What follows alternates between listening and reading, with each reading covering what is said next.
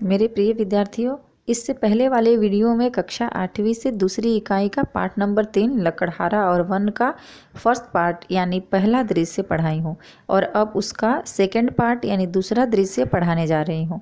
उम्मीद करती हूँ आप लोग ध्यान से सुनेंगे और समझेंगे। तो चलिए आगे देखते हैं इस पाठ का दूसरा दृश्य, सेकंड पार्ट। अब दूसरे दृश्य में दिखा रहा है कि मंच पर लकड़हारा सो रहा है। मंच के पीछे से उसकी पत्नी आवाज़ देती है। पत्नी: अरे रामू के बापू, घोड़े बेचकर सो रहे हो। यहाँ पर घोड़े बेचकर सो रहे हो ये एक मुहावरा है, यानी निश्चिंत होकर सोना, सब कुछ जैसे निश्चिंत हो जाना, निश्चिंत होकर सोना। क्या आज लकड़ी काटने नहीं जाना है? उसकी पत्नी कह रही है, लकड़हारे की पत्नी कह रही है कि आप निश्चिंत होकर सो रहे हो, क्या आज आप लकड़ी काटने नहीं जाओगे? लकड़हारा वह कहता है, जाता हूँ भगवान, अपनी बीबी को ऐसे ही संबोधित करते हुए कि भगवान जाता हूँ मैं लकड़ी काटने। अपनी कुल्हाड़ी उठाकर जंगल की तरफ जाता है। मन ही मन सोचता है, अपनी कुल्हाड़ी को उठाता है, जंगल की तरफ आगे बढ़ता है, लेकिन मन ही मन वो कुछ सोच रहा है। क्या सोच रहा है यहाँ आगे देखिए। जिधर देखो दूर तक जंगल का पता नहीं, जो थे वे कटते जा रहे हैं और उनकी जगह खड़े हो रहे हैं सीमेंट के जंगल। सीमेंट के जंगल, यहाँ पर सीमेंट के जंगल से लेखक का क्या मतलब है, यानी बहुत सारे बिल्डिंग खड़े हो रहे हैं, पेड़ पौधे कट रहे हैं और सीमेंट के जंगल खड़े हो रहे हैं, यानी बिल्डिंग बन रहे हैं, बिल्डिंग खड़े हो रहे हैं। अचानक उसे चोट लगती है, वह चीख उठता है, फिर एक पेड़ के छांव में बैठ जाता है। अचानक से उसे चोट लग जाती है, वह थोड़ा सा चीखता है, कैसे हमें चोट लगती है तो हम भी उफ चीखते हैं, वैसे वो चीखता है और क्या करता है, ये फिर एक पेड़ की छांव में जाकर बैठ जाता है। आहा, कितनी ठंडी छाया है, सारी थकान दूर हो गई। हरे भरे पेड़ के नीचे से उठकर अपनी कुल्हाड़ी संभालता है। लकड़हारा जो है वो हरे भरे पेड़ के नीचे जब आराम किया, आराम करने के बाद उठ जाता है, उठकर अपनी कुल्हाड़ी संभालता है और कुल्हाड़ी संभालते हुए ऐसी बातें सोचता है कि कितनी ठंडी हवा छाया है, सारी थकानें मेरी दूर हो गई। चलो यही सही, इसे ही साफ करें।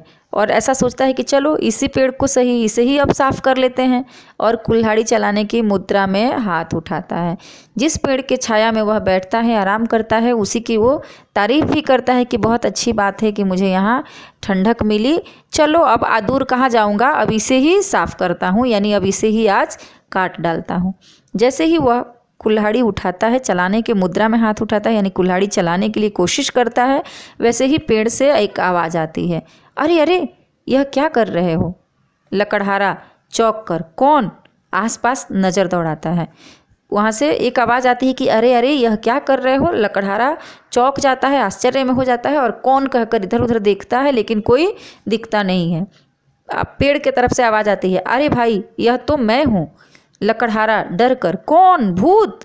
लकड़हारा को कोई दिख नहीं रहा है, यह आवाज़ किसकी है, और पेड़ कह रहा है कि मैं हूँ। तो लकड़हारा डर जाता है, डर कर चिल्लाता है, भूत। पेड़ कहता है, डरो नहीं भाई, मैं तो पेड़ हूँ, पेड़।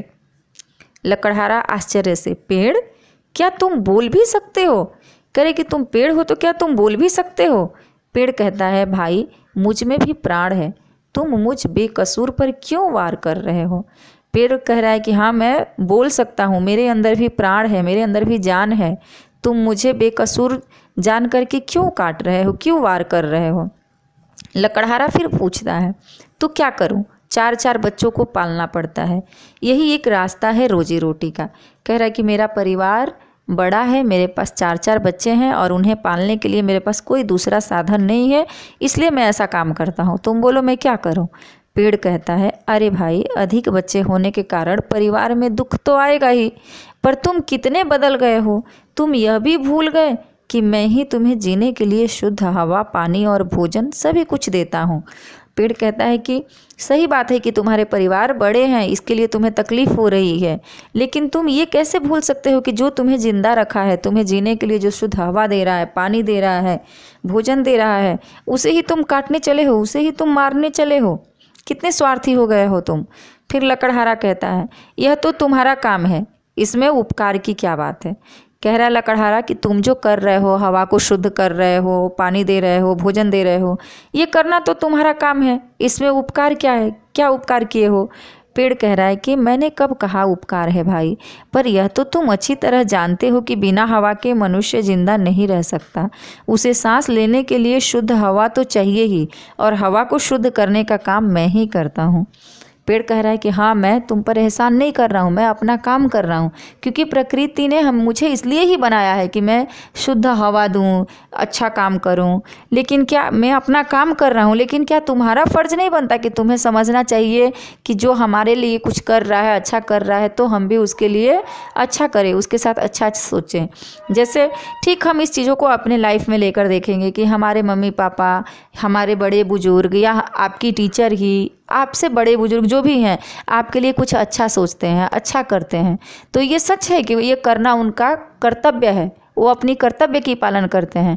लेकिन आपका भी तो कुछ फर्ज बनता है उनके प्रति। अगर वो अपने कर्तव्य का पालन कर रहे हैं तो आपका कर्तव्य भी कुछ बनता है।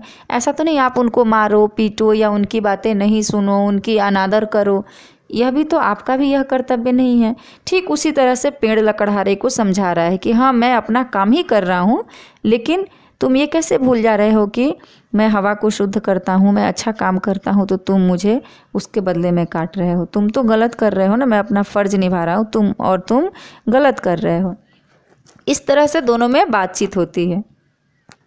तो फिर लकड़हारा कह रहा है कि ठीक है, तुम अपना काम करते हो, पर मेरे सामने भी तो समस्या है। मतलब मैं क्या करूं अगर तुम्हें नहीं काटूं तो? मेरे सामने भी तो समस्या है। पेड़ कहता है यदि तुम हमें काटते रहे तो ये बेचारे वन पशु कहाँ जाएंगे? क्या तुम अपने स्वार्थ के लिए उनका घर उजाड़ दोगे? कह रहे हैं कि अगर तुम मुझे ऐसे ही काटते रहोगे, पेड़ कह रहा है किससे? लकड़हारे से, कि तुम मुझे ऐसे ही काटते रहोगे तो जो जंगलों में वन्य पशु रहते हैं, यानी जंगली जानवर जो रहते हैं, ये लोग कहाँ जाएंगे? क्या तुम इनका घर उजाड़ दोगे? अपना घर बसाने के लिए तुम इनका घर उजाड़ दोगे? लकड़हारा कहता है तो फिर क्या मैं अपना घर उजाड़ दूँ? ठीक है, मैं इनका घर छोड़ देता हूँ, लेकिन क्या मैं अपना घर उजाड़ दूँ? अपना घर उजाड़ दूँ मतलब अगर मैं नहीं जाऊँगा यहाँ से लकड़ी लेकर के, इसे बाज़ार में नहीं बेचूँगा, पैसे नहीं लाऊँगा, तो मेरे बच्चे मर जाएंगे भूखे, तो इसका मतलब कि मेरा घर उजड़ जाएगा। तो अगर मैं ऐसा नहीं करूँ तो क्या अपना घर उजाड़ दूँ? फिर पेड़ उसको समझाता है, कहता है मेरा मतलब यह नहीं है। यदि तुम इसी तरह हमें काटते रहे तो अच्छी वर्षा कैसे आएगी? और एक दिन, ऐसा बोल के डैश डैश दिया है, मतलब कहने का मतलब कि एक दिन बहुत बुरा दिन आ जाएगा, बहुत बुरा होगा, एक दिन सब कुछ ख़त्म हो जाएगा अगर ऐसे ही आप पेड़ पौधे काटते रहोगे तो। फिर लकड़हारा बोलता है तुम्हारी बात तो ठीक है, पर अब तुम ही बताओ मैं क्या करूं? लकड़हारा कहता है कि मेरे पास कोई रास्ता नहीं है, इसलिए मैं तुम्हें काटता हूं। तुम्हारी बात तो सही है। पेड़ उसको समझाता है और कहता है कि कम से कम अपने हाथों, अपने ही पैरों पे कुल्हाड़ी तो मत मारो। ये देखो, ये एक मुहावरा है, अपने हाथों से अपनी पैरों पे कुल्हाड़ी मारना, यानी खुद के लिए खुद से ही नुकसान पहुंचाना। तो यहाँ पर कह रहे हैं कि तुम सही कर रहे हो, लेकिन कम से कम तुम अपने हाथों से अपने ही पैरों पर कुल्हाड़ी तो मत मारो। कभी हरा भरा पेड़ मत काटो, उन्हें अपने बच्चों के समान पालो ताकि चारों ओर हरियाली छाई रहे। पेड़ कह रहा है कि जिस तरह से तुम अपने बच्चों को पाल रहे हो, वैसा ही पेड़ को भी समझो और उसे अपने बच्चों के समान ही पालो, ताकि ऐसा करने से चारों तरफ हरियाली छाई रहेगी। लकड़हारा, अब यहाँ फिर ब्रैकेट में दिया है कि लकड़हारा हामी भरता है। हामी भरता है यानी हाँ हाँ बोलता है, हाँ तुम सही कह रहे हो। मतलब लकड़हारे की आंखें खुल जाती है, वो जागरूक हो जाता है, वो समझ जाता है कि पेड़ ये जो कह रहा है वो सही कह रहा है, और उसी समय पर्दा गिरता है और उस समय यह एकांकी खत्म हो जाता है। तो इस प्रकार से बच्चों आप समझ गए होंगे कि ये जो एकांकी था लकड़हारा और वन, वो बहुत ही सुंदर था। और इससे हमें यह दो संदेश मिलती है। पहली कि हमें परिवार बड़ा नहीं करना चाहिए, छोटा परिवार सुखी आधार होता है। और दूसरी यह सबक मिलती है कि हमें अपने स्वार्थ के लिए, अपने सुख के लिए किसी दूसरे का नुकसान नहीं करना चाहिए। खास करके वैसी चीज़ों का जो प्रकृति की चीज़ है, जो हमें सुख पहुंचा रहे हैं, उन्हें हमें नहीं काटना चाहिए। वृक्ष हमारे मित्र हैं, हमें उनका संवर्धन करना चाहिए, उन्हें बचाना चाहिए।